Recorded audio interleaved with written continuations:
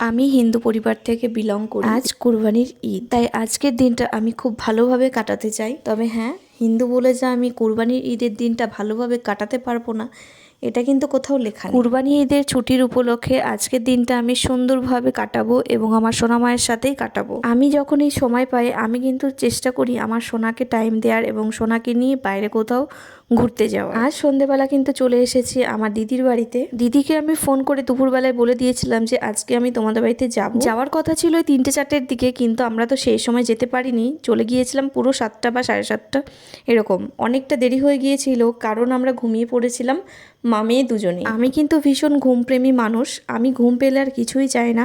আমাকে যদি দুদিন নাও খেতে দেওয়া হয় তাতেও আমার ঠিক আছে, কিন্তু আমি ঘুমোতে ভীষণ ভালোবাসি। এই ঘুম নিয়েও কিন্তু আমার জীবনে অনেক অনেক ইতিহাস তৈরি হয়ে গিয়েছে, সেগুলো না হয় তোমাদেরকে অন্য কোনো ভিডিওতে বলবো তোমরা যদি জানতে চাও। আমার দিদির মেয়েটার সাথে সোনামা কিন্তু খেলতে খুব ভালোবাসে, আর দিদির মেয়েটাও কিন্তু ভীষণ ভালোবাসে মিষ্টিকে, তাই আমি ছুটে চলে এসেছি দিদির বাড়ি। দেখো, বাচ্চারা বাচ্চাদের সাথে মিশতে ভালোবাসে। আমি এমন কোনো জায়গাতে যাব যেখানে গিয়ে আমার সোনার ভালো লাগবে না, সেখানে গিয়ে তো লাভ নেই বলো। কাছে কাছে আত্মীয় বাড়ি থাকার ফল এটাই কিন্তু হয়, তাই না?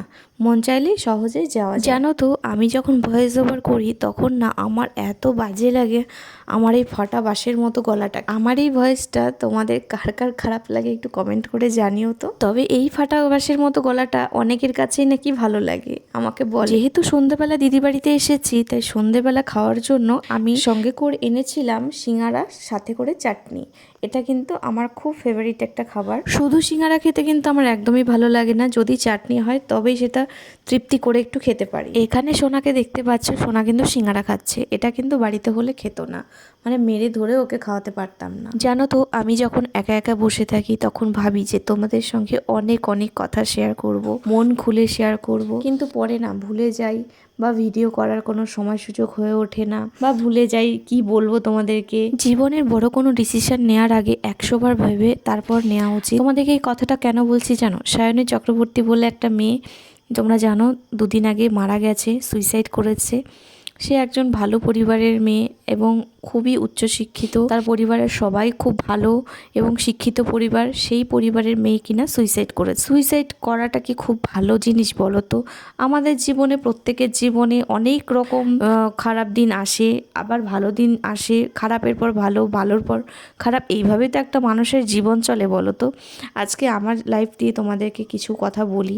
আমার জীবনে কিন্তু অনেক কিছু ঘটে গেছে, এমনকি এখনও পর্যন্ত কিছুই সলভ হয়নি, তারপরেও কিনা আজকের ডেটে আমি একজন স্ট্রং লেডি। আমি মনকে শক্ত করে আগামী দিনে কিভাবে চলতে হবে সেই কথাটা মাথায় রেখে আমি কাজ করে চলেছি। কিন্তু সায়নী দিদিকে একটা বারের জন্য ওর ভাবা উচিত ছিল না যে বাড়িতে মা আছে, বাবা আছে, পরিবারের সবাই আছে, আজকে একটা বাইরের ছেলের জন্য আমি জীবনটাকে বিসর্জন দিয়ে দেব? ভালোবাসা প্রমাণ করার জন্য কি নিজের জীবনটাকে দিয়ে দিতে হয়? সত্যি এটা আমি আমার মতের সাথে একদমই মিলছে না। অনেকেই বলবে যে সুইসাইড করেছে, সে খুবই কষ্টে করেছে। আরে বাবা, কষ্টে করেছে ঠিক আছে, কষ্টেই মানুষ সুইসাইড করে, তাই বলে কি কষ্টটাকে অন্য কিছু দিয়ে ধামাচাপা দেওয়া যেত না? আজকে 20-25 বছর বাবা মা সন্তানকে মানুষ করে, সন্তান যদি মায়ের কথা না ভাবে তাহলে সেটা কিভাবে সম্ভব? মানে বাপ মা কি তার মানে সন্তানকে ভালোবাসেনি, নাকি সন্তান তার বাবা মাকে ভালোবাসেনি? কোনটা? আমি একদমই বলবো না। সায়নীদি কাজটা খুব ভালো করেছে, কাজটা খুব খুব খুব বাজে করেছে।